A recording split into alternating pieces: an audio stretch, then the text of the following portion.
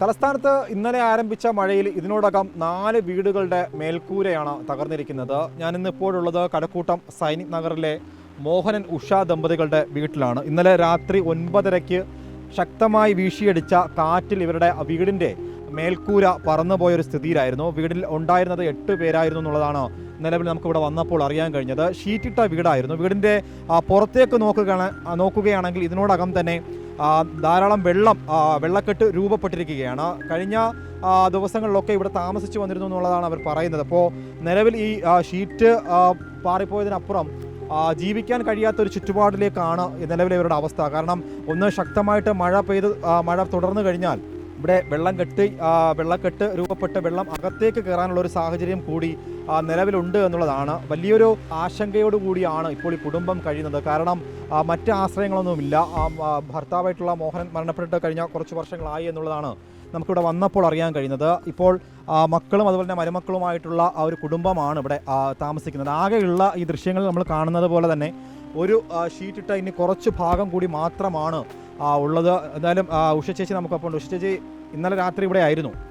ഇവിടെ ആയിരുന്നു. ഞങ്ങളെല്ലാം ഇവിടെ ഹാളിരിക്കുകയായിരുന്നു. മക്കളും ചെറുമക്കളുമായിട്ടൊക്കെ മഴയും കാറ്റും കൊണ്ട് എല്ലാവരും പേടിച്ച് ഞങ്ങളിങ്ങനെ ഒതുങ്ങിയിരിക്കുകയായിരുന്നു. ആ സമയത്ത് വലിയൊരു സൗണ്ട് കേട്ട് നോക്കിയപ്പോൾ എൻ്റെ മേൽക്കൂരെല്ലാം പൊങ്ങി അങ്ങോട്ട് പോവുകയായിരുന്നു. സംഭവം നടക്കുമ്പോൾ ചേട്ടൻ ഇവിടെ ഉണ്ടായിരുന്നോ? ഉണ്ടായിരുന്നു. നല്ല കാറ്റ്. നമ്മളെല്ലാം കൂടെ ഇവിടെ ഇരിക്കുകയായിരുന്നു. ഇരുന്ന സമയത്താണ് നല്ല സൗണ്ട് ഉണ്ടായിരുന്നു. അങ്ങനെ നോക്കിയപ്പോൾ ഇത് മൊത്തത്തിൽ പൊളിഞ്ഞങ്ങ് പോവുകയും ചെയ്തു. പിന്നെ പിള്ളേരെല്ലാം പേടിച്ചപ്പോൾ വെളിയായിരുന്നു. അപ്പം തന്നെ പെട്ടെന്ന് നേരെ അപ്പുറത്തോട്ട് പോയി. വെള്ളക്കെട്ട് എപ്പോഴും ഉണ്ടോ? മഴ പെയ്യുമ്പോഴൊക്കെ വെള്ളക്കെട്ട് രൂപപ്പെടാറുണ്ടോ? മഴ പെയ്യുമ്പോഴത്തേക്ക് വെളിയിൽ ഇറങ്ങാൻ വലിയ ബുദ്ധിമുട്ടാണ് ഞങ്ങൾക്ക്. ഞങ്ങളുടെ കൊച്ചുങ്ങളെയും കൊണ്ട് വെളിയിൽ പോകാനോ അങ്ങോട്ട് റോഡിലോട്ട് പോകാനൊക്കെ ഭയങ്കരമായ ബുദ്ധിമുട്ടാണ്. വേറെ വീടൊന്നുമില്ല. എനിക്ക് എൻ്റെ മരുമക്കൾക്കും ഇല്ല, വീട് എനിക്കും ഇല്ല. ഇത് മാത്രമേ ഉള്ളൂ. ഇതും കടമാണ് സാറേ. ലക്ഷങ്ങൾ ബാങ്കിലും ഒറ്റയ്ക്ക് പണയം വെച്ചിരിക്കുകയാണ്. ഭർത്താവും പോയി. ഭർത്താവ് 2017 തൊട്ട് ഹോസ്പിറ്റലിലും വീടുമായിട്ട് കഴിയായിരുന്നു. സുഖമില്ലാതെ കിടപ്പാണ്. അങ്ങനെ പിന്നെ അന്ന് തൊട്ട് ഈ 2 പെൺമക്കളെ അയച്ച് ആ കടവും ഈ ലോണിൻ്റെ അടയ്ക്കാൻ വയ്യാത്ത രീതിയിലായി കടവ് ജപ്തി വരെ ആയിരിക്കുകയാണ് എൻ്റെ വസ്തു.